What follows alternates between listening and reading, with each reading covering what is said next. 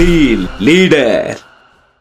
The leader ವಿಶೇಷ ಕಾರ್ಯಕ್ರಮಕ್ಕೆ ಮತ್ತೆ ಸ್ವಾಗತ ಸರ್. ಕಾರ್ಯಕ್ರಮಕ್ಕೆ ಸ್ವಾಗತ. ನಮಸ್ತೆ ಸರ್, ಈಗ ಇಷ್ಟೊತ್ತು ಎಲ್ಲದರ ಬಗ್ಗೆ ವಿವರವಾಗಿ ಹೇಳ್ತಾ ಇದ್ರಿ. ಈಗ ಪ್ರಮುಖವಾದಂತಹ ಒಂದು ಘಟ್ಟ, ನೀವು ಸಮಾಜ ಸೇವೆಯಿಂದ ರಾಜಕೀಯದ ಕಡೆಗೆ ಬರೋದಕ್ಕೆ ಒಲವು ಬಂದಿದ್ ಯಾರಿಂದ? ನಿಮ್ಮ ರಾಜಕೀಯ ಗುರು ಅಂತ ಹೇಳಿ ಯಾರನ್ನ ಪರಿಗಣಿಸ್ತೀರಿ? ನಾನು ಅವಾಗಲೇ ನಿಮ್ಗೆ ಹೇಳಿದೆ ವಿವಿಪುರಂ ಸ್ಟೂಡೆಂಟ್ ಅಂತ. ಆ ಸಂದರ್ಭದಲ್ಲಿ ಚಿನ್ನಪ್ಪ ರೆಡ್ಡಿ ಆಯೋಗದ ವಿರುದ್ಧವಾಗಿ ಪರಮ ಪೂಜ್ಯ ಜಗದ್ಗುರುಗಳ ನೇತೃತ್ವದಲ್ಲಿ, ಬಾಲಗಂಗಾಧರ ಸ್ವಾಮೀಜಿಯವರ ನೇತೃತ್ವದಲ್ಲಿ ಬಹಳ ದೊಡ್ಡ ಹೋರಾಟ ನಡೆದಿತ್ತು. ಅವತ್ತು ದೇವೇಗೌಡರು ಹೆಚ್ಚಿನ ನೇತೃತ್ವ ತಗೊಂಡು ಓಡಾಡ್ತಿದ್ರು. ನಾವು ಒಂದು ದಿವಸ ಮುಂಚೆಗೆ ಈ ರಾತ್ರಿ ಎಲ್ಲ ಅಲ್ಲಿದ್ದು ಬರೋರಿಗೆ ವ್ಯವಸ್ಥೆಗಳನ್ನ ಸ್ಟೂಡೆಂಟ್ಸ್ ಪೂರ್ತಿ ವಿವಿಪುರಂ ಕಾಲೇಜು ಹೆಚ್ಚಿನ ಜವಾಬ್ದಾರಿ ತಗೊಂಡು ಮಾಡ್ತಿದ್ವಿ. ದೇವೇಗೌಡರು ಸೇಮ್ ಆಗ್ತಾರೆ ಅಂತೇಳಿ ಆ ಸಂದರ್ಭದಲ್ಲಿ ಚುನಾವಣೆಯಲ್ಲಿ ಫಸ್ಟ್ ಓಡಾಡಿದೆ ಜನತಾದಳಕ್ಕೆ. ನಮ್ಮೂರಲ್ಲಿ 2-3 ಓಟ್ ಬಿಟ್ಟರೆ ಇಡೀ ಊರು ಎಲ್ಲ ಸಮುದಾಯ ಇದೆ ನಮ್ಮಲ್ಲಿ, ಅದಕ್ಕೆ ಓಟ ಮಾಡಿಸ್ತೀವಿ. ಅಂಚೆ ಕುಡುಗ ಜ್ಞಾಪಕ ಫಸ್ಟ್ ಓಟು ದೇವೇಗೌಡ್ರಿಗೆ ಓಟ್ ಮಾಡಿದ್ದೆ ನಾನು. ದೇವೇಗೌಡ್ರೆ ಫಸ್ಟ್ ಕ್ಯಾಂಡಿಡೇಟ್ ಅಂತಿಲ್ಲ, ದೇವೇಗೌಡರಿಗೆ ಅಂತ ಇವತ್ತು ಅದೇ ಮನಸ್ಸಲ್ಲಿ. ಕ್ಯಾಂಡಿಡೇಟ್ ಬೇರೆ. ರೈತರಿಗೆ ಅನ್ಯಾಯ ಆದಾಗ ಹೋಗ್ತಿದ್ವಿ. ದೇವೇಗೌಡರು ಎಲ್ಲಾದ್ರೂ ಪ್ರೊಟೆಸ್ಟ್ ಮಾಡ್ತಾರೆ ಅಂದ್ರೆ ಅಲ್ಲಿ ಹೋಗಿ ಕೂರ್ತಿದ್ವಿ. ಡೆಲ್ಲಿ ಸ್ಟ್ರೈಕ್ ಇದ್ದಾಗ ಹೋಗಿ ಕೂತಿದ್ವಿ. ಎಲ್ಲಿ ದೇವೇಗೌಡರು ಸ್ಟ್ರೈಕ್ ಅಂದ್ರೆ ಹೋರಾಟ ಅಂದ್ರೆ ಅಲ್ಲಿ ಹೋಗಿರ್ತಿದ್ವಿ. ರಾಜಕೀಯವಾಗಿ ಬೆಳೆದ ಬಂದು ನಾವೇ ಇದಾಗಬೇಕು ಅಂತ ಬಂದಾಗ ರಾಜಕಾರಣಕ್ಕೆ ಎಂಟ್ರಿ ಆದ್ವಿ. ಕೆಲವು ಸನ್ನಿವೇಶಗಳು, ಸಮಸ್ಯೆಗಳು, ಸ್ಥಳೀಯ ನಾಯಕರುಗಳ ಜೊತೆ ಹೊಂದಾಣಿಕೆ, ನನಗೆ ಸ್ವಲ್ಪ ಹೊಂದಾಣಿಕೆ ಕಷ್ಟ. ಸ್ವಭಾವ ನೇರ. ಒಂದು ಸಣ್ಣ ತಪ್ಪನ್ನು ಸಹಿಸ್ಕೊಳ್ಲಿಕ್ಕೆ ಆಗಲ್ಲ. ಇದನ್ನು ಇಂದಿನಿಂದ ನನ್ನ ತಾಯಿ ನನಗೆ ಕೆಟ್ಟದ್ದನ್ನೇ ಹೆಂಗ್ ಕಲ್ಸಿಲ್ಲ, ಸಿಟ್ಟು ಅಂತೂ ಬಂದಿದೆ ಬಿಟ್ರೆ ಇನ್ನೆಲ್ಲ ಯಾವ್ದನ್ನೋ ತಪ್ಪಂದ್ರೆ ಎಷ್ಟೇ ದೊಡ್ಡವರಿದ್ರು ಪ್ರಶ್ನೆ ಮಾಡೋದು ರೂಢಿ ಮಾಡ್ಕೊಂಡು ಎಲ್ಲಿ ಹೆಚ್ಚಿನ ದಿವಸ ಉಳಿಯಕ್ಕೆ ಆಗ್ಲಿಲ್ಲ. ನಾನು ಸುಮಾರು ಬಾರಿ ಪಾರ್ಟಿಗಳನ್ನ ಬದಲಾಯಿಸ್ತಾನೆ ಇರ್ತೀವಿ. ಏನಂದ್ರೆ ನನಗೇನಾದ್ರು ಯಾರಾದ್ರೂ ಹೇಳಿ ತಪ್ಪಿದ್ರು ಅಂದ್ರೆ ಮನ್ಸಿಗೆ ಘಾಸಿ ಆಗ್ತದೆ, ಅವ್ರ ಸವಾಸನೆ ಬೇಡ ಅನ್ಸ್ತದೆ.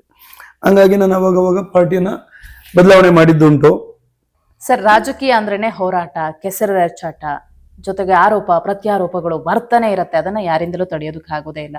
ಒಂದಷ್ಟು ಹೋರಾಟದ ಹಾದಿ ಹೇಳ್ತಿದ್ರಿ, ಯಾವ್ಯಾವ ಪ್ರೊಟೆಸ್ಟ್ ಅಲ್ಲಿ ಭಾಗಿಯಾಗಿದ್ರಿ, ಎಲ್ಲೆಲ್ಲಿ ಹೋರಾಡ್ಬೇಕಾಯ್ತು ಅಂತ ಹೇಳಿ, ಯಾವೆಲ್ಲ ಆರೋಪಗಳನ್ನ ಹೊತ್ಕೊಂಡಿದ್ದೀರಿ? ಇವತ್ತು ಕುಮಾರಸ್ವಾಮಿ ಅವ್ರು ಬೈದ್ರು ಅಂತೇಳಿ ಧರಣಿ ಮಾಡಿದ್ವಿ. ಅಲ್ಲಿ ಯಾರೋ ಕಲ್ಲೆಸ್ತರು ಅಂತ ಕೇಸ್ ಆಯ್ತು. ಸೇವೆ ಮಾಡ್ಕೊಂಡು ಹೋದವರು ಒಬ್ಬರನ್ನ ರೌಡಿ ಶೀಟರ್ ಮಾಡಿ ಇಟ್ಕೊಳ್ತಾರೆ.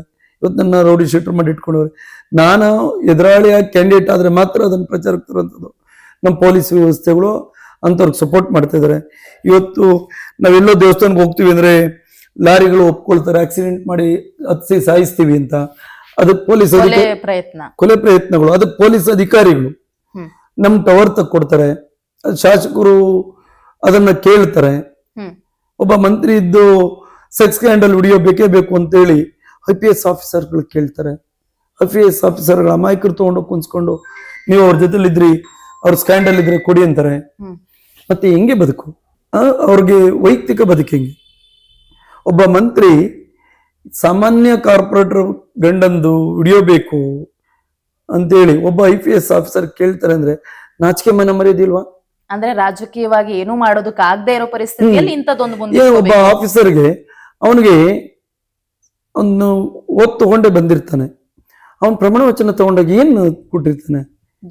ಇವನೊಬ್ಬನ್ ಕರ್ಕೊಂಡೋಗಿ ಕುನ್ಸ್ಕೊಂಡು ನಿಂದ ಏನೂ ಇಲ್ಲಪ್ಪ, ರಮೇಶ್ ಜಾರಕಿಹೊಳಿ SIT ಕೇಸಲ್ಲಿ ನಿಂದ ಏನೂ ಇಲ್ಲ, ನಾರಾಯಣ ಸ್ವಾಮಿ ವಿಡಿಯೋ ಕೊಟ್ಬಿಡು. ಹೆಂಗೆ ಸಮಾಜದಲ್ಲಿ ಬದುಕೋದು? ಹೆಂಗೆ ಅವರೆಲ್ಲ ಇವೆಲ್ಲ ಕೇಳಿ ಇವಾಗೆಲ್ಲ ಆಚೆ ಬಂದಿದೆ. ನಾನು ನನ್ನ ಕುಟುಂಬದವ್ರಿಗೆ ಮಾತಾಡ್ಸಕ್ಕೆ ನನ್ನ ಹೆಂಡತಿಗೆ ತುಂಬಾ ಜನ ನಮ್ಮ ಬಂಧುಗಳು ಫೋನ್ ಮಾಡಿದ್ದಾರೆ. ಅಯ್ಯೋ ಏನ್ ಹಿಂಗ್ ಮಾಡ್ಬಿಟ್ಟಿದ್ದಾರೆ, ಎಲ್ಲ ಟಿವಿಲಿ ಬರ್ತಾ ಇದೆ. ನಮ್ಗೆ ಅವ್ರು ಮಾತಾಡ್ಸಕ್ ಅಸಹ್ಯ ಆಗುತ್ತೆ. ಇದನ್ನೆಲ್ಲ ಮಾಡಿದವನು ಸೆಷನಲ್ಲಿ ಕುತ್ಕೊಳ್ತಾನೆ. ದೇವಸ್ಥಾನ ಅದು. ನಾರಾಯಣ ಸ್ವಾಮಿ ತನ್ನ ಅಧಿಕಾರಕ್ಕೋಸ್ಕರನೋ ಅಥವಾ ತನ್ನ ಹೆಂಡತಿ ಅಧಿಕಾರದಲ್ಲಿ ಇರಬೇಕು ಅನ್ನೋ ಒಂದು ಸ್ವಾರ್ಥಕ್ಕೋಸ್ಕರ ಪಕ್ಷದಿಂದ ಪಕ್ಷಕ್ಕೆ ಹಾರ್ತಾನೆ. ಸ್ವೀಕರಿಸ್ತೀರಿ? ಈಗ ನೋಡುವ, ನಮ್ದು ಬಿಡಿ, ನಾವ್ ಯಾವ ಅಧಿಕಾರದಲ್ಲಿ ಇರ್ಲಿಲ್ಲ. ಚುನಾವಣೆ ನಮ್ಗೆ ಇಷ್ಟ ಬಂದ ವ್ಯಕ್ತಿಗತ, ನನ್ನ ವ್ಯಕ್ತಿ ಪ್ರೀತಿಸೋನು, ಪಕ್ಷನಲ್ಲ. ಇವತ್ತು ನಾನು ನೋಡಿ, ನನ್ DK ಸುರೇಶ್ ಅವ್ರು ಯಾಕೆ ಇಷ್ಟ ಅಂದ್ರೆ ಕೆಲ್ಸಗಾರರು. ಮುಂದತ್ನ ಕುಸುಮಾರ್ಗೆ ಹೋಲಿಸಿದಾಗ ಅವರ ನಡವಳಿಕೆಗಳು ವಿದ್ಯೆ ಅದನ್ನ ಮಾಡಿದೀವಿ. ನಮ್ಗೂ ಅಗಲವರ ಬದಲಾವಣೆ ಮಾಡ್ಬೇಕಾದ್ರೆ ಮುಜುಗರ. ಇವತ್ತು ನಾವು ಜನತಾದಳದಲ್ಲಿ ಇದ್ವಿ. ಕುರುಕ್ಷೇತ್ರ ಸಿನಿಮಾ ಬಂತು, ಆ ಕುಟುಂಬಕ್ಕೆ ಹತ್ರ ಆದ್ರು. ಮುನ್ರತ್ನಲ್ಲಿ ಹತ್ರ ಆದ ತಕ್ಷಣ ನಾವು ಏನು ಅಲ್ಲಿ ಹೇಳಂಗೆ ಇಲ್ಲ. ಮತ್ತೆ ಏನ್ ಮಾಡೋದು? ಅಶೋಕ್ ಕರೆದ್ರು, ನಾವು ಕುಮಾರಸ್ವಾಮಿ ತರಲ್ಲ, ಮುನ್ರತ್ನ ಮಟ್ಟ ಹಾಕದೆ ನೀವು ಬರ್ರಿ, ನಾವೆಲ್ಲ ಇದ್ದೀವಿ ಮಾಡೋದು. ಹೋದ್ವಿ, ಅಲ್ಲಿಗೆ ಬಂದ್ಬಿಟ್ಟ. ಅಲ್ಲೇನ್ ಮಾಡೋದು? ಇದೊಂದು ಚುನಾವಣೆಗೆ ಅಷ್ಟೇ, ಆಮೇಲೆ ಅವ್ರಿಗೆ ಅಲ್ಲೇ ಕಳಿಸ್ತೀವಿ ಗಾಂಧಿನಗರಕ್ಕೆ, ಇದಕ್ಕೆ ಕ್ಯಾಂಡಿಡೇಟ್ ಮಾಡ್ತೀವಿ, ಇಲ್ಲಿ ಮಾಡಲ್ಲ. ಇಲ್ಲಿ ಮುನರಾಜ್ ಗೌಡ್ರು ಕಂಟಿನ್ಯೂ ಆಗ್ತಾರೆ. ನೀವು ಇದೊಂದು ಎಲೆಕ್ಷನ್ ಅವ್ರ ಜೊತೆ ಅಡ್ಜಸ್ಟ್ ಮಾಡ್ಕೊಂಡಿದ್ದು ಬಿಡ್ರಿ. ಎಲೆಕ್ಷನ್ ಆದ್ಮೇಲೆ ಏನ್ ನೀವು ಬರಬೇಕಿಲ್ಲ, ನಿಮ್ಮ ಪಡೆ ನೀವಿರಿ, ಅವ್ರ ಪಡೆದು. ಎಲೆಕ್ಷನ್ ಆದ್ಮೇಲೆ ಅವ್ರು ಸುಭಾಷ್ ಹೇಳಿದ್ಮೇಲೆ ನಾವೆಂದು ಅವ್ರ ಮನೆ ಕಡೆ ತಿರ್ಗೇ ನೋಡಿಲ್ಲ. ಮುನರತ್ನ ಅವ್ರ ಮನೆ ಕಡೆ ಅವ್ರ ಮಂತ್ರಿ ಇದ್ರು ಹೋಗಿಲ್ಲ. ಚುನಾವಣೆ ಬಂತು, ಕಾಂಗ್ರೆಸ್ಗೆ ಮತ್ತೆ ನಾನು ಕಾಂಗ್ರೆಸ್ಗೆ ಹೋಗಿದ್ರೆ ಬಿಡ್ತೀರಿ, ಮತ್ತೆ ಬಿಜೆಪಿ ಬರ್ಬೇಕಾಗ್ತದೆ ಅಂತ ಉಳ್ಕೊಂಡ್ವಿ. ಮತ್ತೆ ಅವ್ನು ಬಿಜೆಪಿಲಿ ಉಳ್ಕೊಂತಾನೆ ಅಂತ ಆಯ್ತು, ನಾವು ಕಾಂಗ್ರೆಸ್ಗೆ ಹೋದ್ವಿ. ನಾಳೆ ಕಾಂಗ್ರೆಸ್ ಮುನರತ್ನ ಬಂದ್ರೆ ಅದ್ ನೆಕ್ಸ್ಟ್ ಡೇ ನಾನು ಬೇರೆ ಪಾರ್ಟಿಗೆ ಹೋಗ್ತೀನಿ. ನನಗೆ ವ್ಯಕ್ತಿಗತವಾಗಿ ಪ್ರೀತಿಸ್ತೀನಿ, ನನ್ಗೇನದೇನು ಇದಿಲ್ಲ. ಇವತ್ತು ನಾಳೆ ಬೆಳಗ್ಗೆ ಏನಪ್ಪಾ ನೀನು ಕಾಂಗ್ರೆಸ್ ಅಲ್ಲಿ ಇದ್ದು ವ್ಯಕ್ತಿ ಅಂದ್ರೆ ನಾನು ಈಗಲೂ ವ್ಯಕ್ತಿಗತನೇ. ನಾನು ಬೇರೆ ಪಕ್ಷದಲ್ಲಿ ಒಳ್ಳೆಯವರಿದ್ರೆ ಅವ್ರನ್ನ ಒಳ್ಳೆಯವ್ರು ಅಕ್ಸೆಪ್ಟ್ ಮಾಡ್ಕೊಳ್ತೀನಿ. ಸಮಾಜ ಸೇವೆ ಮಾಡ್ತಿದ್ರೆ ಸೇವೆನ ಅಕ್ಸೆಪ್ಟ್ ಮಾಡ್ತೀವಿ, ತಪ್ಪೇನಿದೆ? ಪ್ರಜಾಪ್ರಭುತ್ವದ ಸೊಬಗೆ ಅದು. ಪ್ರಜಾಪ್ರಭುತ್ವದಲ್ಲಿ ಯಾರು ಪ್ರಜೆಗಳನ್ನ ಪ್ರಭುಗಳು ಅನ್ಕೋತಾರೆ ಅವ್ರಿಗೆ ಹೋಗ್ತೀವಿ. ಬರೀ ಮಾತಲ್ಲಿ ಹೇಳಿ ವಿಷಕ್ಕಾಗ್ತಿದ್ರೆ ಅವರಿಂದ ಹೆಂಗ್ ಹೋಗೋದು? ನಿಮ್ಮ ಪತ್ನಿ ಮೇಲೂ ಕೂಡ ಅಂತದೊಂದು ಅಟ್ಯಾಕ್ ಅದನ್ನೇ ನಾನು ಹೇಳ್ತಾ ಇದ್ದೇನೆ. ನನ್ನ ಶ್ರೀಮತಿಯವ್ರಿಗೆ ಪ್ರಾಣ ಆದ್ರೂ ತೆಗಿರಿ, ಮಾನ ಆದ್ರೂ ತೆಗಿರಿ. ವೇದಿಕೆಯಿಂದ ಇಳಿದೋಗೋ ಹೆಣ್ಮಗಳು ಸೀರೆ ಕೈ ಹಾಕ್ಸ್ತಾರಲ್ಲ, ಮಾಧ್ಯಮ ಹಿಡಿದಿದ್ದು. ಇವತ್ತು ಮಾಧ್ಯಮದವ್ರು ನನ್ಗೆ ಹಾಕ್ಬೇಕು, ನಾನು ಹೇಳಲ್ಲ ಸಾಕ್ಷಿ ಹೇಳ್ದೆ ಇರ್ಬೋದು. ಅವತ್ತು ತೋರಿಸಿದಾರಲ್ಲ ಕ್ಯಾಮ್ರಾದಲ್ಲಿ, ಅದೇ ಮಾಧ್ಯಮಗಳಲ್ಲಿ ಬಂದಿದೆಯಲ್ಲ, ಎಲ್ಲವನ್ನು ಡೌನ್ಲೋಡ್ ಮಾಡಿ ಇಟ್ಟಿದೀವಿ. ಎಲ್ಲ ಚಾನೆಲ್ಗಳು ಹಿಂಗ್ ಮಾಡಿಬಿಟ್ರು. ಒಂದೇ ಹೆಣ್ಮಗುಗೆ ಮುಖ್ಯಮಂತ್ರಿಗಳು ಇಳಿದು ಹೋಗ್ತದೆ, ಹಿಂಗಾಯ್ತು. ಆಯ್ತು, ಅದು ದಾಖಲೆ ಅಲ್ವಾ? ಅದು ದಾಖಲೆ ಅಲ್ವಾ? ಸೊಮೋಟೋ ಕೇಸ್ ಮಾಡ್ಕೋಬೋದಿತ್ತು. ಶಿಕ್ಷೆ ಯಾವತ್ತಾದ್ರೂ ಆಗ್ಲಿ, ಅಪರಾಧಿ ಎಂದಿದ್ರು ಅಪರಾಧಿನೇ ಅಲ್ಲ. ಜನ ಪಕ್ಷದ ಹೆಸರಲ್ಲಿ ಓಟ್ ಕೊಡೋದು, ಹಣ ಕೊಡ್ತಾರೆ ಅಂತ ಓಟ್ ಕೊಡೋದು, ಜಾತಿ ಹೆಸರಲ್ಲಿ ಓಟ್ ಕೊಡೋದು ಪ್ರಜಾಪ್ರಭುತ್ವನ ಕೊಂದಂಗೆ.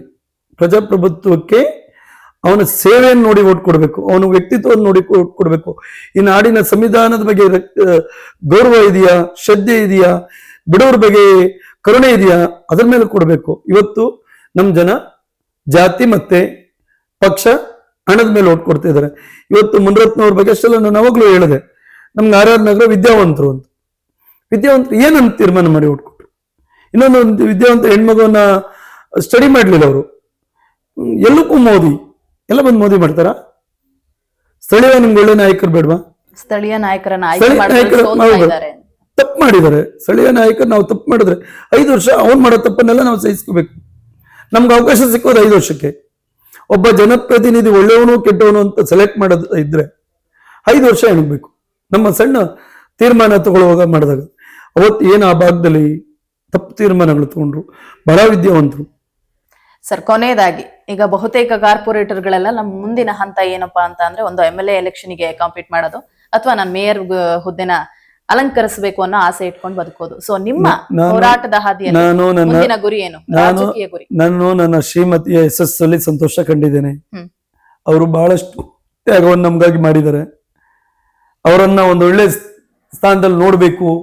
ನಮ್ಗಾಗ್ಲೇ ಮಾತು ಕೊಟ್ಟು, ಕುಮಾರಸ್ವಾಮಿ ಅವರು ಡೆಪ್ಟಿ ಮೇಯರ್ ಮಾಡ್ತೀವಿ ಅಂತೇಳಿ ಮಾತು ಕೊಟ್ಟು, ನೆಕ್ಸ್ಟ್ ಇಯರ್ ಅಂತೇಳಿ, ನೀನಮ್ಮ ಹೋಗು ಬೆಳಗ್ಗೆ ನಾಮಿನೇಷನ್ ಮಾಡಿ ಅಂತೇಳಿ ರಾತ್ರಿ ಬೆಳಗ್ಗೆ ತಪ್ಪಿದೆ. ಅವರು ಕನ್ಸು ಕಟ್ಕೊಂಡು ಪೂಜೆ ಮಾಡಿ ಬೆಳಗ್ಗೆ ನಾಮಿನೇಷನ್ಗೆ ಹೋಗ್ಬೇಕಾದ್ರೆ ಬೇರೆ ಹೆಸರಿದೆ. ಅಟ್ಲೀಸ್ಟ್ ಒಮ್ಮೆ ಅವರನ್ನ ನಾವು ಮೊದಲನೇ ಬಾರಿ ಆಗ್ತೀವಿ ಅಂತೇನು ಇರ್ಲಿಲ್ಲ, ಸಾಕಾಗೋದು ಸಿಕ್ಕಿದೆ. ಆ ಥರ ಅವಕಾಶ ಸಿಕ್ಕರೆ ಬೆಂಗಳೂರು ಜನತೆಗೆ ಒಂದಿಷ್ಟು ಉದ್ದೇಶಗಳಿದೆ, ಏನಾದ್ರೂ ಬದಲಾವಣೆಗಳು ತರಬೇಕು ಅಂತ.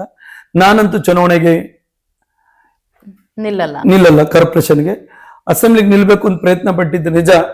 ಬಟ್ ಈ ವ್ಯವಸ್ಥೆಗಳು ನೋಡಿದಾಗ ಚುನಾವಣೆ ಬೇಕಾ ಅನ್ನೋ ಮನಸ್ಥಿತಿಗೆ ಇದೀವಿ. ನನ್ನ ಶ್ರೀಮತಿ ಅಂತೂ ಒಮ್ಮೆ ಮೇಲೆ ಕೂರಿಸಿ ನೋಡ್ಬೇಕು ಅನ್ನೋ ಆಸೆ ಇದೆ. ಎಲ್ಲಿ? ಮೇಯರ್ ಹುದ್ದೆ, ಮೇಯರು, ಡೆಪ್ಟಿ ಮೇಯರು, ಇನ್ನೊಂದು ಆ ಆಸೆ ಇದೆ ನನ್ನ ಶ್ರೀಮತಿ. ಅಸೆಂಬ್ಲಿ ಎಲೆಕ್ಷನ್ ಬಗ್ಗೆ ಅಸೆಂಬ್ಲಿ 33% ಇದೆ, ಏನು ಲೋಕಸಭೆಯಲ್ಲಿ ತೀರ್ಮಾನ ಆಗಿದೆ. ಅದಾದ್ರೆ ಅವ್ರನ್ನೇ ಮಾಡ್ತೀನಿ. ನಾನು ಅವ್ರ ಬೆನ್ನೆಲುಬಾಗಿ ನಿಂತು ಕೆಲಸ ಮಾಡ್ತೀನಿ. ಯಾವಾಗ್ಲೂ ಹೆಣ್ಮಕ್ಳು ನಿಂತು ಗಂಡ್ಮಕ್ಳ ಸಾಧನೆಗೆ ಜೊತೆ ಆಗಿದ್ದಾರೆ. ನನ್ನ ಆಸೆ ಇದೆ. ಅವ್ರಿಗೆ ಏನೂ ಗೊತ್ತಿಲ್ಲ, ಮುಗ್ಧತೆ ಇದೆ. ಅವರು ಆ ಮುಗ್ಧತೆನೆ ಸಮಾಜಕ್ಕೆ ಒಳ್ಳೇದಾಗ್ತದೆ. ಕೆಟ್ಟದ್ದು ಮಾಡ್ಬೇಕು ಅನ್ನೋ ಯೋಚನೆಗಳೇ ಇಲ್ಲ. ಸೊ ಹಂಗಾಗಿ ಆ ಮುಗ್ಧತೆ ಇರೋದ್ರಿಂದ, ಆ ಪ್ರೀತಿ ಇರೋದ್ರಿಂದ ಬಡವರ ಬಗ್ಗೆ ಅವ್ರಿಗೆ ಅಧಿಕಾರ ಸಿಗ್ಲಿ ಅಂತೇಳಿ ನಾನು ಅವ್ರ ಪರವಾಗಿ ನಿಂತು ಕೆಲಸ ಮಾಡ್ತೀನಿ. ಎಸ್, ನೀವೇ ಹೇಳ್ದಂಗೆ ಪ್ರತಿ ಪುರುಷನ ಸಾಧನೆ ಹಿಂದೆ ಒಬ್ಬ ಹೆಣ್ಣು ಇದ್ದೇ ಇರ್ತಾಳೆ ಅಂತ ಎಲ್ಲರೂ ಹೇಳ್ತಾರೆ. ಆದ್ರೆ ನೀವು ಇಲ್ಲಿ ನಿಮ್ಮ ಹೆಂಡತಿಯ ಯಶಸ್ಸನ್ನ ನೋಡಿ ಸಂಭ್ರಮಿಸ್ತಾ ಇದ್ದೀರಿ. ಉಲ್ಟಾ ಇರ್ಬೇಕು, ಎಲ್ಲರೂ ಮಾಡೋದ್ ಬದಲು ನಾವು ಬೇರೆ. ಸೊ ಹಂಗಾಗಿ ಯಾವಾಗ್ಲೂ ಅವ್ರ ಪರವಾಗಿ ನಿಂತು ಒಬ್ಬ ಯಶಸ್ವಿ ಗಂಡ ಅಂತೂ ಆಗ್ತೀರಿ. ಖಂಡಿತ.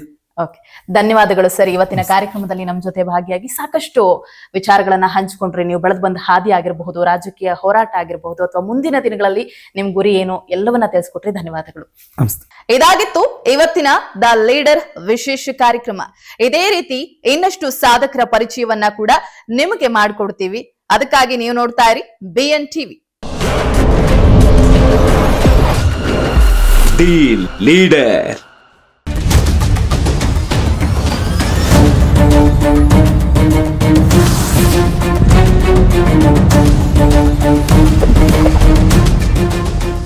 BN TV, ಇದು ನಿಮ್ಮ ಧ್ವನಿ.